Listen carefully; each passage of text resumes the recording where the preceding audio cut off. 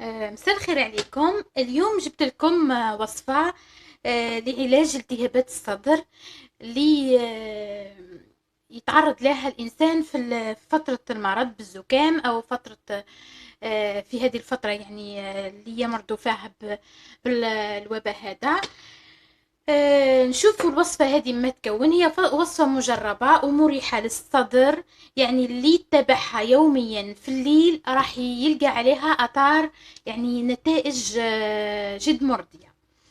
وش نحتاج في هذه الوصفة؟ بلا ما نطول نحتاج إلى الحلبة. كنا نعرفوا الحلبة، لكن الأغلبية يعني كتير من الناس ما يستعملوهاش نظرا للاعتقاد انه تسمن او انه فيها تخرج الرائحة اللي جميع الناس تتهرب منها. لكن بلا ما يخفاكم هذه الحلبة فيها فوائد كبيرة للجسم، فوائد يعني عظيمة.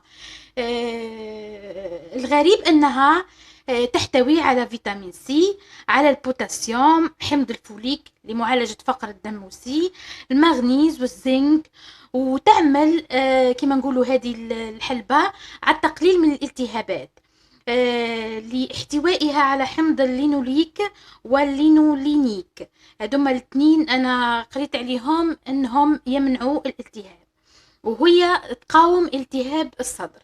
يعني هذه مقاومة لالتهاب الصدر، وتمنع الكحة، وتعمل على إذابة المخاط، يعني اللي يكون في الصدر وما تقدريش تتنفسي بيه هذا يمنعه.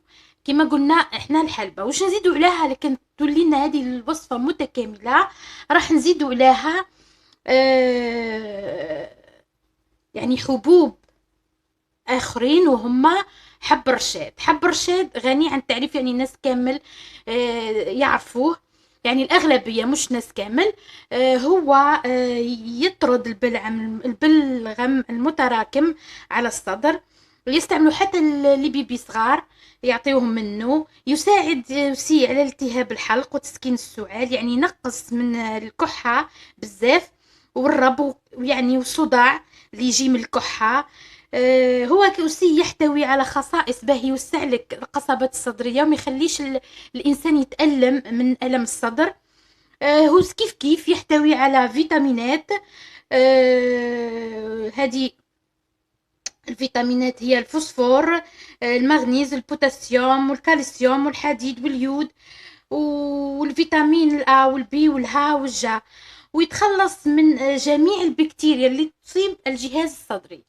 يعني هادم الاثنين راح نستعملوهم بطريقة سهلة وبسيطة جدا، وراح نلقاو عليهم فوائد كبيرة كبيرة. نتمنى انكم تبقوا معايا باه تشوفوا طريقتها سهلة. اول ما راح نعمل هنا راح نشلل هذه كيما نقولوا حنا شو اسمها الحلبة، نشللها. اول حبوب يعني تشريها تنقيها وتقدري تشليها.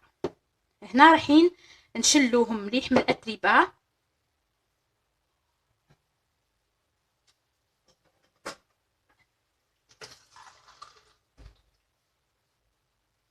هنا نشلوهم كما قلنا مليح مليح، يعني تشلوا من الاتربه مليح تحت المصفاة. شوفوا هنا راهم فيهم الاوساخ، نتشلوا مره مرتين ونرجع لكم.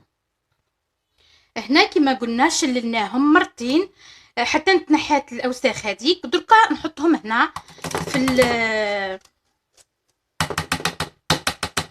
في الكاسرونه راح ندير فيها الخليط تاعنا.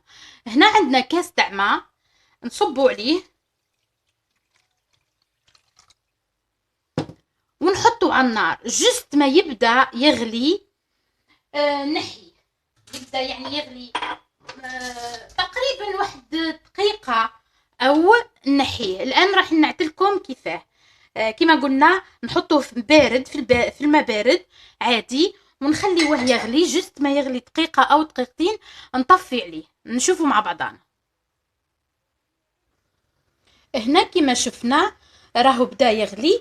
نحسب له دقيقة أو دقيقتين، يعني مش لازم يغلي ياسر. المهم الماء تاعنا سخن.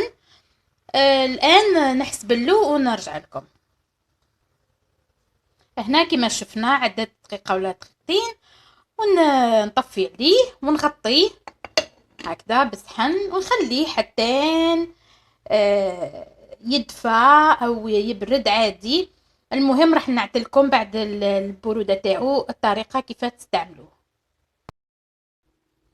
هنا رانا كملنا طيبنا التيزانة تاعنا كي تفات. تحبي تعملها الصباح وتشربيها في الليل، تحبي تعمليها تشربها في النهار، يعني اي وقت، بصح الاحسن انك تشربها في الليل وترقدي، يكون مفعول تاعها مليح. هنا رايحين نحطوا التيزانة تاعنا، وكما قلنا ما تحطوش الكعب بزاف، بصح حاولوا انكم تحطوا فيها الكعب تاع البرشاد وتاع الحلبة وتاكلوهم مع الكأس هذا. هاي هنا هذا ما تحطوهش كامل. قبل ما ننسى، الملعقة اللي كيلنا بها الحب رشاد والحلبة هي ملعقة تاع قهوة تكون مملوءة. كما قلنا هنا تشربيه في المساء في عند النوم، وما تزيديش تشربي عليه حتى شيء. هذا الكاس تشربيه به بالحبوب، يعني ما تحطيهمش كامل، تحطي قليل فقط تصبي.